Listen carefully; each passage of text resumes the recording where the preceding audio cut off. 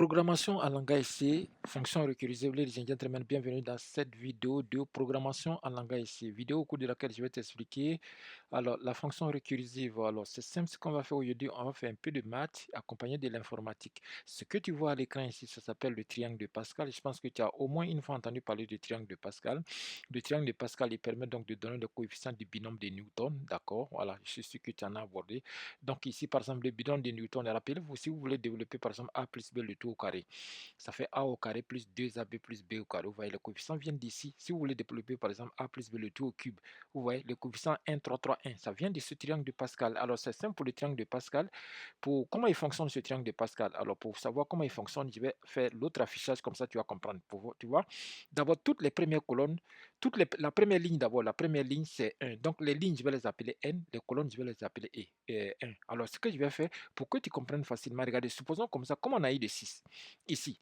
Tu prends n'importe quelle ligne, tu te dis comme on a eu quel coefficient. Par exemple, comme on a eu de 6, pour avoir le 6 à la ligne, cette ligne-là, il faut remonter à la ligne d'avant et faire la somme des deux premières, et les deux qui chutent sur le 6. Regardez, pour avoir le 6, il faut remonter et puis tu fais 3 plus 3.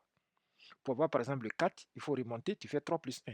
Pour avoir par exemple le 10 ici, il faut remonter et puis tu fais 4 plus 6. Je pense que tu as compris. Pour avoir le 5 par exemple ici, tu remontes, tu fais 1 plus 4. C'est comme ça le triangle de Pascal. Maintenant, nous, c'est ce qu'on va implémenter. D'accord. Voilà. Alors, on va implémenter son langage ici avec la fonction récursive. C'est une fonction, vous voyez, c'est une fonction qui est ici et qui s'appelle elle-même. Elle s'auto-appelle.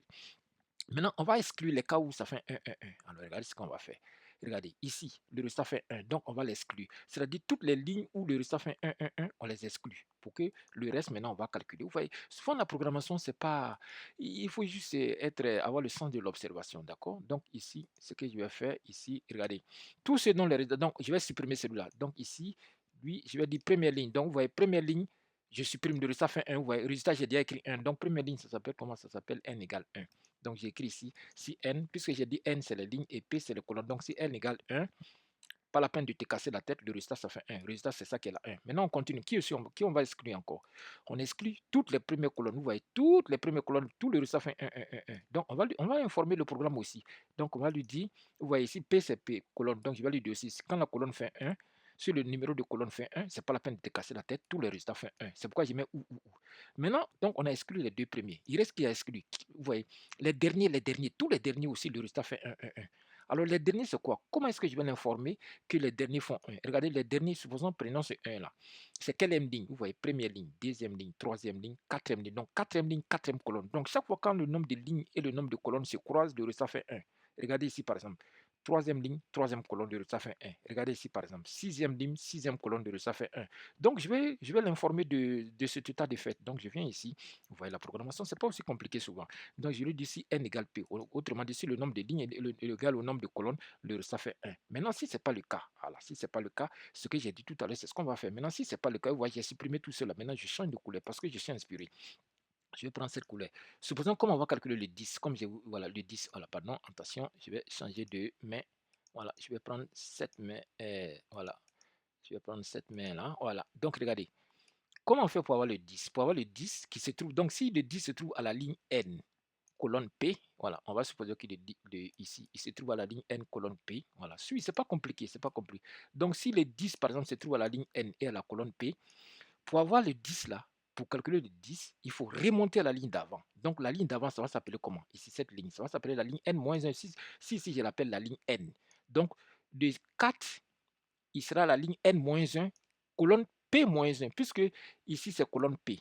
D'accord? Le 10 se trouve, vous voyez le 10, sa colonne c'est P. Et sa ligne c'est N, c'est ce que j'ai écrit. Donc pour avoir le 10, il faut remonter à 6 plus 4. Donc or le 6 se trouve à quelle colonne?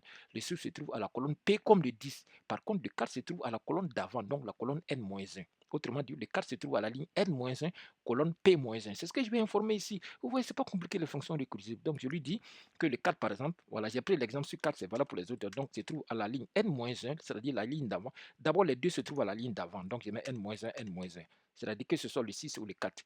Voilà, j'ai pris pour l'exemple le 10, mais toi, tu peux prendre n'importe quel autre. Hein. Donc ici, très bien. Maintenant, quelle colonne? Le 4, par exemple, il se trouve à la colonne d'avant. Pardon, le 6, si je commence par le 6, le 6 se trouve à la même colonne que le 10, donc il se trouve à la colonne P. Colonne P. Par contre, le 4 se trouve, lui, à la colonne d'avant, donc à la peine colonne P-1. Et c'est terminé. Vous voyez, c'est pas compliqué, c'est tout. Juste deux lignes. 2 lignes, terminer la fonction. On va vérifier maintenant si ça marche.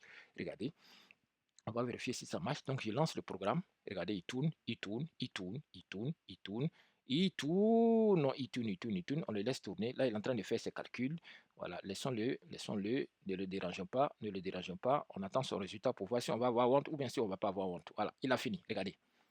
Il a regardé, regardez, regardez. Alors, je vais faire l'autre affichage pour que tu vois. Regardez, est-ce que ce n'est pas les mêmes? Regardez.